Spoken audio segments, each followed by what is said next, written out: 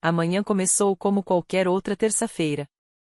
Eu estava revisando os relatórios trimestrais do meu portfólio de investimentos na varanda quando ouvi o som do elevador. Minha cobertura ocupava todo o 42º andar da Meridian Tower, e o elevador privativo exigia um cartão de acesso. Apenas 3 pessoas o possuíam: eu, o gerente do prédio e os serviços de emergência. As portas se abriram, e minha irmã, Vitória, surgiu acompanhada de nossa mãe.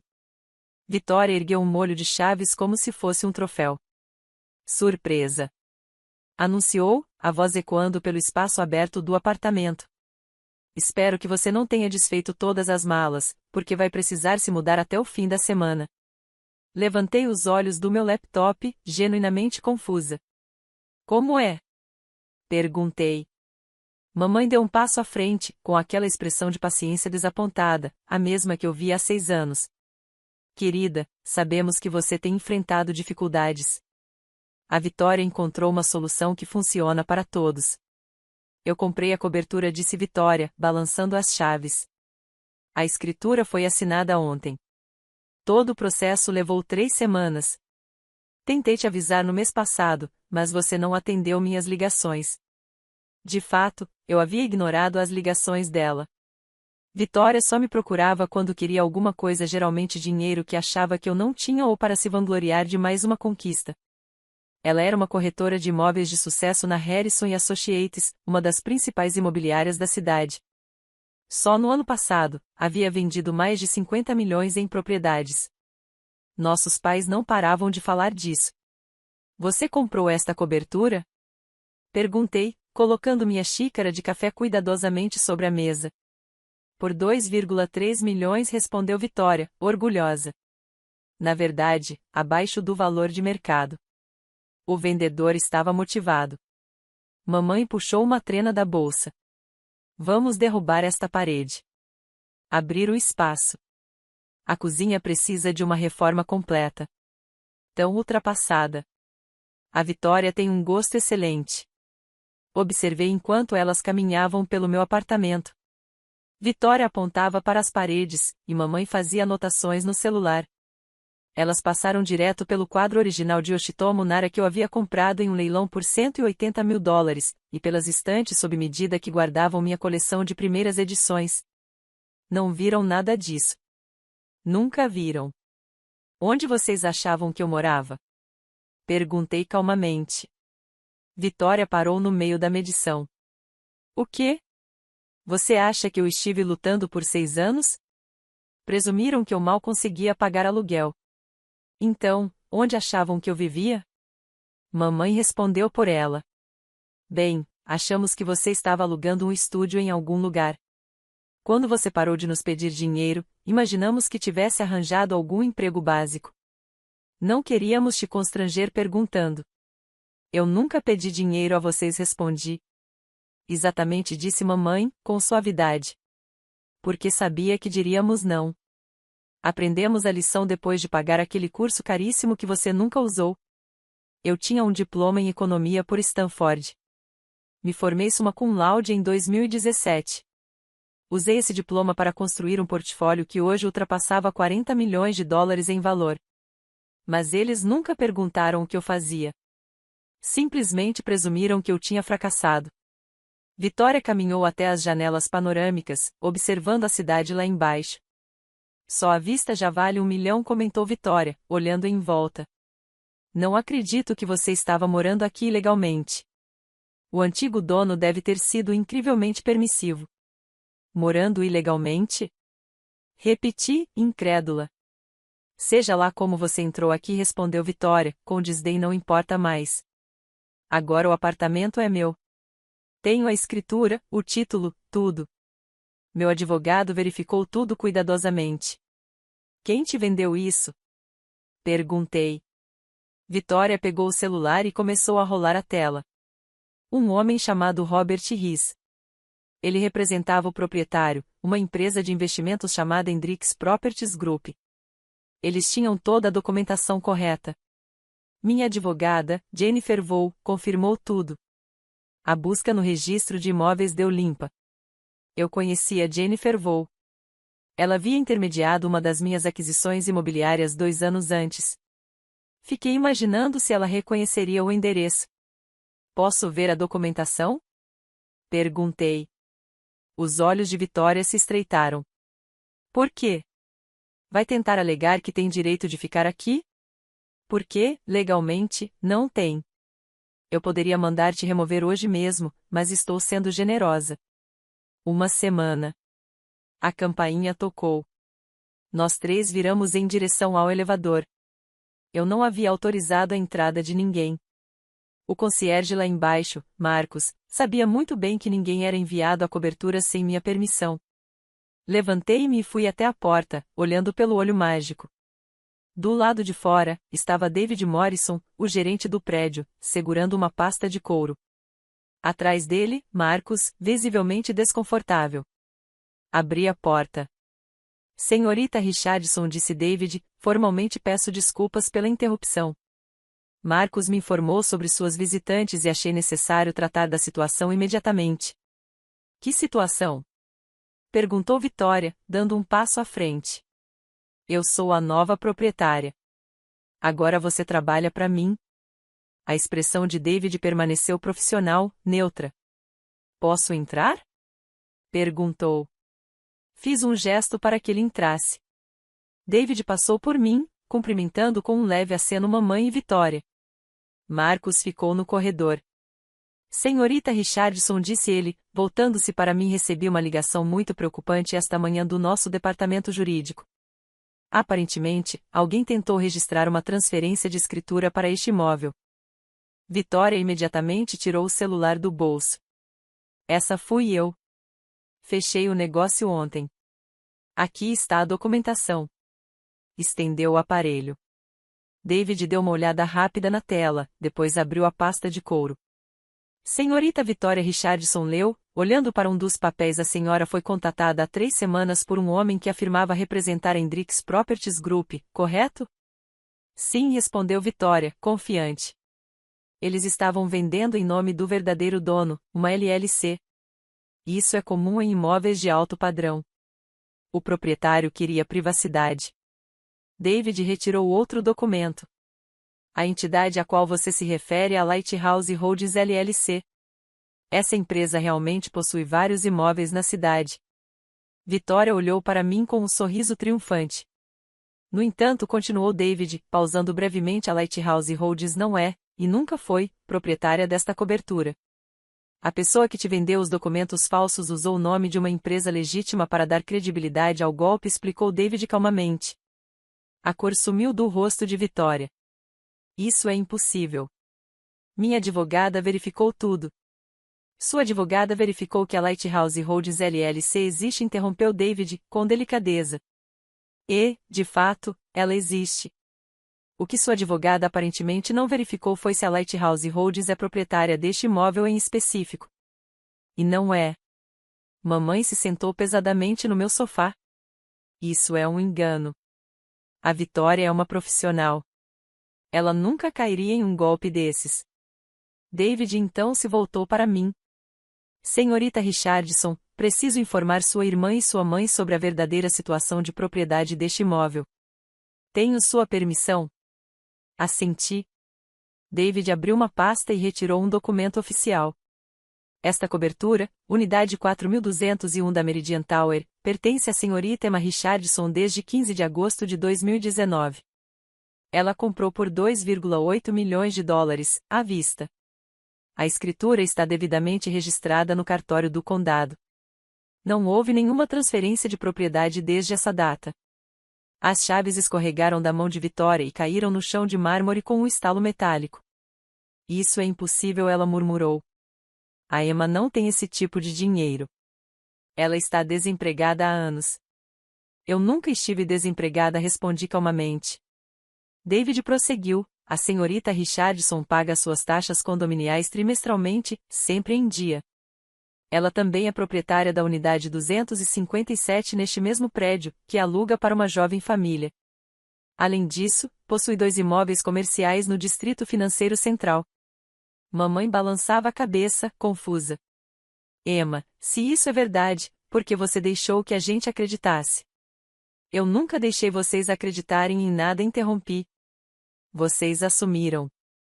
Nunca perguntaram o que eu fazia, nem onde eu morava. Quando parei de ir aos jantares de família, concluíram que eu tinha vergonha dos meus fracassos. Nunca pensaram que talvez eu estivesse ocupada construindo alguma coisa. O rosto de Vitória, antes pálido, agora estava vermelho de raiva. Você deixou que eu gastasse 2,3 milhões em uma escritura falsa. Eu não sabia que você estava comprando documentos fraudulentos, respondi. Você não me contou. Parou de me ligar por meses. E, quando ligou no mês passado, eu estava em Tóquio finalizando uma aquisição. Achei que quisesse pedir dinheiro de novo, como fez em 2021. Eu nunca pedi dinheiro para você. Rebateu Vitória. Fui até meu escritório e voltei com uma pasta. Dentro dela, estavam extratos bancários mostrando 3 transferências para Vitória, totalizando $85 mil, todas marcadas como empréstimo, com notas promissórias assinadas. Você me disse que precisava de capital para começar sua carreira imobiliária, falei. Eu te dei o dinheiro. Você devia começar a pagar em 2022. Eu nunca cobrei porque não precisava, e porque achei que família era mais importante que dinheiro. Vitória olhou para os documentos como se estivessem escritos em outro idioma. Senhorita Vitória Richardson, disse David, com voz firme, porém gentil, recomendo fortemente que entre em contato com a polícia imediatamente. Você foi vítima de fraude imobiliária, um crime federal. O homem que te vendeu esses documentos provavelmente faz parte de uma quadrilha especializada nesse tipo de golpe. Quanto você perdeu? Perguntei. Vitória não conseguiu me encarar. O valor de entrada: $460 mil. O resto foi financiado pelo meu banco, disse Vitória, com a voz embargada. Mamãe soltou um pequeno gemido de aflição. O empréstimo bancário não será aprovado, explicou David. A seguradora do título de propriedade vai identificar a escritura fraudulenta antes que qualquer quantia seja transferida. Mas o valor da entrada, completou Vitória, com a voz trêmula, se foi transferido diretamente para o golpista, então já era. Ela se sentou ao lado da mamãe, as mãos tremendo. Meu advogado disse que transferências eletrônicas eram padrão para transações em dinheiro desse porte. Só que você mandou para uma conta de custódia falsa, expliquei. Vitória finalmente olhou para mim. Realmente me olhou. Você é dona deste lugar desde 2019? Sou. E tem morado aqui o tempo todo? Sim. Naquele Natal, há 3 anos, quando discutimos e o papai disse que você provavelmente acabaria sem teto. Vitória balançou a cabeça, incrédula. Pois é, respondi calmamente, naquela noite eu voltei para esta cobertura. E, sinceramente, senti pena de todos vocês, porque estavam tão convencidos da própria superioridade que não enxergavam o que sempre esteve bem diante dos seus olhos. A voz de mamãe saiu pequena, quase um sussurro. O que você faz, Emma? Sou analista de investimentos, respondi. Especializada em títulos de mercados emergentes e aquisições no setor de tecnologia. Abri minha própria empresa em 2018, com o dinheiro que economizei do bônus de contratação da Goldman Sachs. Trabalhei lá por 11 meses depois de me formar, até perceber que podia fazer melhor sozinha. Goldman Sachs? Repetiu mamãe, atônita. O bônus de contratação foi de $200 mil, continuei. Morei em um estúdio de $600 por mês e comi miojo por 1 ano enquanto construía meu portfólio inicial. Em 2019, já tinha o suficiente para comprar esta cobertura à vista. Em 2021, adquiri mais 3 imóveis e meu portfólio já valia 20 milhões. Hoje, meus ativos ultrapassam $40 milhões. Vitória chorava agora, lágrimas silenciosas escorrendo pelo rosto. Você é milionária. Sou. E a gente te tratava como um caso de caridade. Sim. David pigarreou discretamente. Senhorita Richardson, devo mencionar que o golpista usou um esquema muito sofisticado. Tinha cartões de visita falsos, um site profissional e até um endereço comercial falso. Sua irmã não foi a primeira vítima. Recebemos relatos de 3 outros prédios nos últimos 6 meses. Isso não me faz sentir melhor, murmurou Vitória. Deveria, respondi. Significa que você não é burra. foi alvo de profissionais. Mamãe se levantou, visivelmente abalada. Emma, eu não sei o que dizer. Você poderia começar explicando por que pensou tão pouco de mim, retruquei. Tenho um diploma de Stanford. Me formei com honras. Recebi propostas de todas as principais instituições financeiras. Mas, por que não segui o caminho que vocês esperavam? Presumiram que eu havia fracassado. Você parou de ir aos encontros de família, disse mamãe, em tom defensivo. Parou de atender nossas ligações.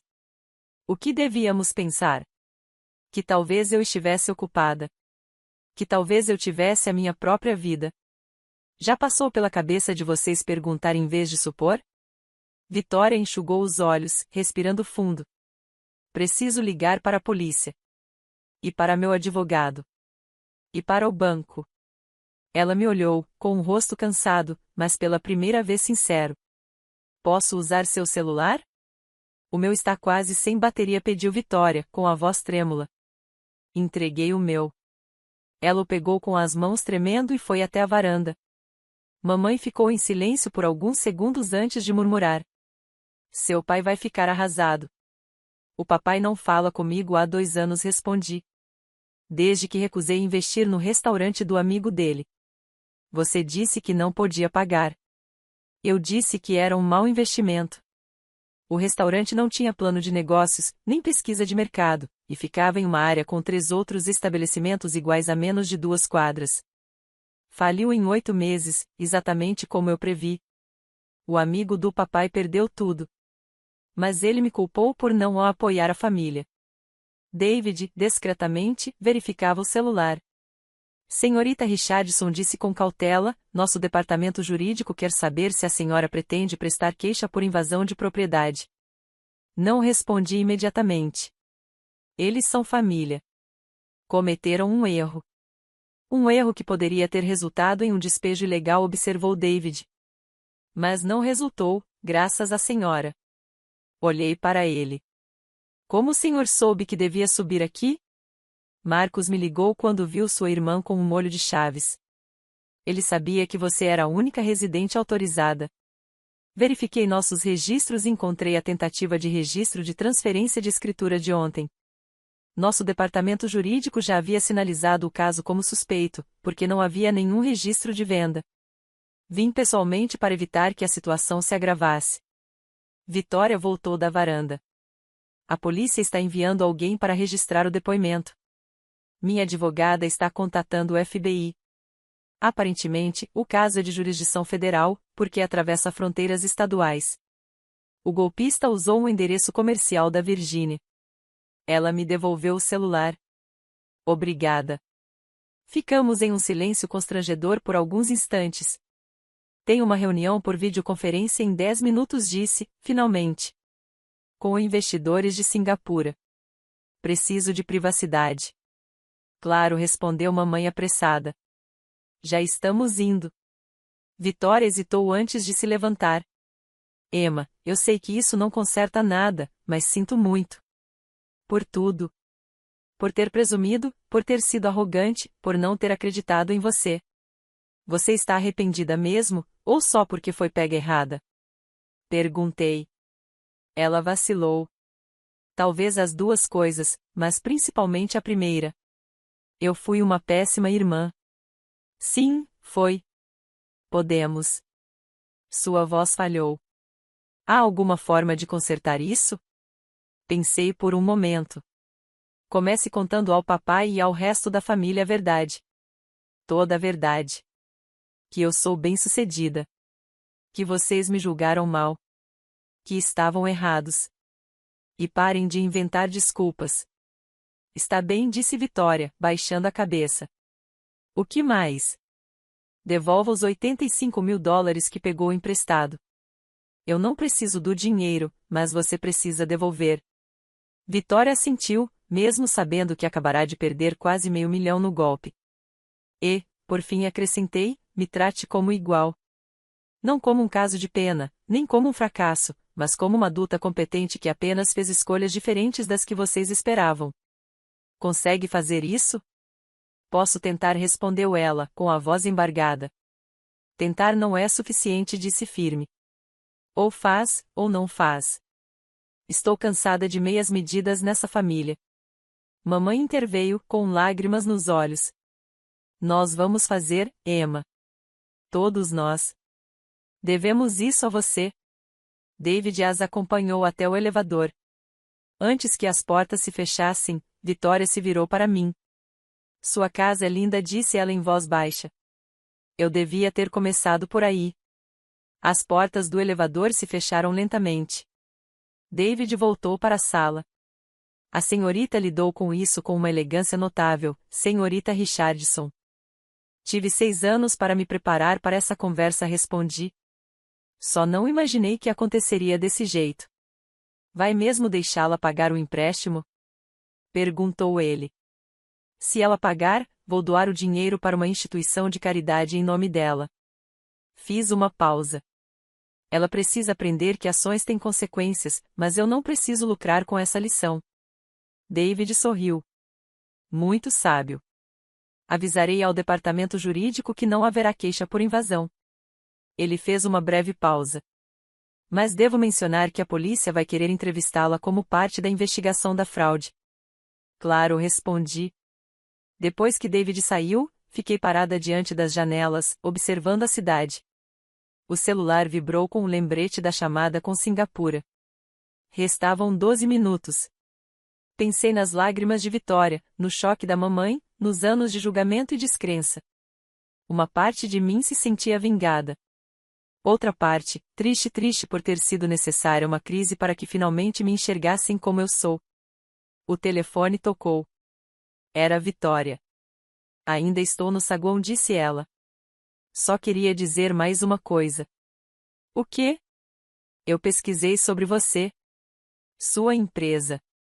Richardson Capital Analytics. Você tem 18 funcionários.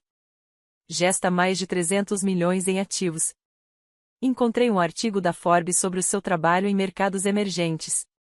Como eu nunca soube disso? Porque você nunca perguntou, respondi simplesmente. Eu sei. Essa é a pior parte. Você sempre esteve ali, e eu não consegui enxergar. Houve uma pausa. A polícia chegou. Preciso ir. Mas, Emma, obrigada por não prestar queixa. Você teria todo o direito. Você é minha irmã, respondi. Cometeu um erro. Um erro grande e caro, mas ainda assim um erro. Todos cometemos. Não erros desse tamanho. Você se surpreenderia, disse, lembrando das minhas próprias falhas nos primeiros investimentos. A questão é o que você aprende com eles. Depois que desligamos, abri o laptop e acessei meu portfólio. Os investidores de Singapura já estavam esperando. Eu tinha trabalho a fazer.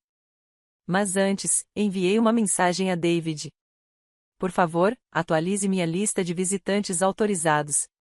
Adicione Vitória Richardson e Eleanor Richardson. Acho que agora elas realmente vão querer visitar. A resposta veio quase imediatamente. Considere feito. E senhorita Richardson, fico feliz que tenha lhes dado uma segunda chance. Isso exigiu coragem. Não tinha certeza se era coragem. Talvez fosse apenas exaustão. Ou talvez fosse uma esperança tênue de que minha família pudesse, de fato, mudar. 3 semanas depois, Vitória veio ao apartamento para tomar café. Estava mais magra, com olheiras profundas. A investigação do FBI ainda estava em andamento.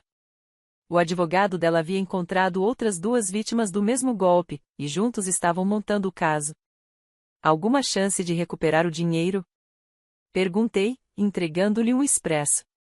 Menos de 10%, respondeu. O dinheiro passou por 4 empresas de fachada em 3 países. Quando o FBI rastreou, já havia sido convertido em criptomoeda e dispersado. Ela suspirou. Sinto muito. Não sinta, disse calmamente. Você mereceu aprender essa lição. Ela olhou em volta do penthouse, admirando cada detalhe. Ainda não consigo acreditar que você morou aqui esse tempo todo. Já passei por este prédio centenas de vezes mostrando outras unidades para clientes. E você, estava aqui o tempo todo. Eu sempre estive aqui, respondi.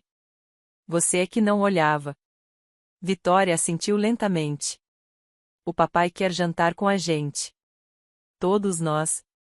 Ele me pediu para te convidar, porque acha que você não vai atender se ele ligar. Ele está certo. Mesmo assim, você viria? Pensei por um momento. Com uma condição: jantamos em um restaurante da minha escolha, e eu pago. Sem discussão. Combinado. O jantar aconteceu 2 noites depois, no Meridian, o restaurante no térreo do meu prédio. Escolhi propositalmente o Maitre me conhecia, o chefe sabia minhas preferências, e eu queria que minha família me visse em um ambiente que refletisse quem eu realmente era. Meu pai chegou primeiro, visivelmente desconfortável no terno que mal usava desde que sua firma de consultoria começou a enfrentar dificuldades após a pandemia. Eu sabia disso, porque havia comprado parte das dívidas dele de alguns credores e as perdoado, anonimamente. Talvez um dia eu contasse. Mamãe chegou em seguida, depois Vitória. Sentamos em uma mesa de canto, com vista para as luzes da cidade. Este lugar é caro, disse papai, folheando o menu. Eu posso pagar, respondi simplesmente. Ele colocou o menu sobre a mesa e me olhou de verdade, pela primeira vez em anos. Vitória nos contou tudo, disse ele. O apartamento, a sua empresa. Passei as últimas 3 semanas tentando entender onde errei como pai. Você presumiu que eu precisava seguir um caminho específico para ter sucesso, expliquei. E quando escolhi outro, decidiu que eu havia fracassado, em vez de considerar que talvez eu soubesse o que estava fazendo. Você sempre foi tão quieta, disse mamãe. Tão reservada. Pensamos que faltava confiança. Eu estava observando, respondi. Analisando. É o que eu faço. Eu observo, calculo, e tomo decisões informadas. Só porque eu não anunciava cada passo, não significava que eu não estava me movendo. O garçom chegou com o vinho que eu havia encomendado antecipadamente, um Chantal Margalx 2015, $800 a garrafa. Observei as expressões deles enquanto o líquido rubi era servido. Emma, disse meu pai em voz baixa. Tenho orgulho de você. Devia ter dito isso há 6 anos. Devia ter confiado que te criamos bem o bastante para encontrar o próprio caminho. Era o pedido de desculpas que eu precisava 6 anos atrasado, mas ainda assim, sincero. Obrigada, respondi. Vitória ergueu a taça. Um brinde a Emma, a pessoa mais bem-sucedida desta família e a única humilde o suficiente para não se gabar disso. As taças se chocaram levemente, o cristal ecoando entre nós. Depois disso, a conversa fluiu com uma naturalidade nova. Falei sobre meu trabalho, meus investimentos, meus planos de expansão para o mercado europeu. E eles realmente ouviram, fazendo perguntas que mostravam interesse genuíno, não mera cortesia. Quando terminamos a sobremesa, papai tirou um envelope do bolso. Isto é um cheque, disse ele. Pelo investimento no restaurante, com juros.